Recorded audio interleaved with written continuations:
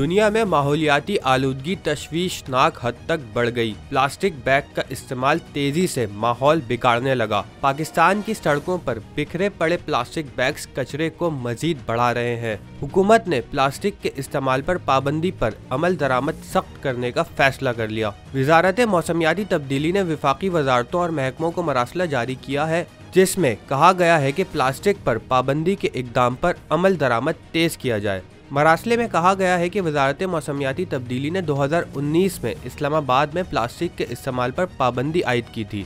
एक मरतबा इस्तेमाल होने वाली प्लास्टिक के दोबारा इस्तेमाल पर पाबंदी आयद की गई। वजारत मौसमियाती तब्दीली के मुताबिक प्लास्टिक के इस्तेमाल पर पाबंदी प्लास्टिक रेगुलेशंस 2003 के तहत लगाई गई। इस्लामाबाद में एक मरतबा फिर प्लास्टिक बैग का दोबारा इस्तेमाल देखा जा रहा है।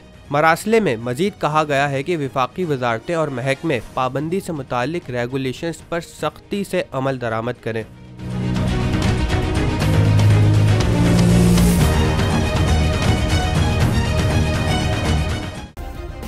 सब्सक्राइब करें और बेल दबाएं ताकि कोई खबर रह न जाए।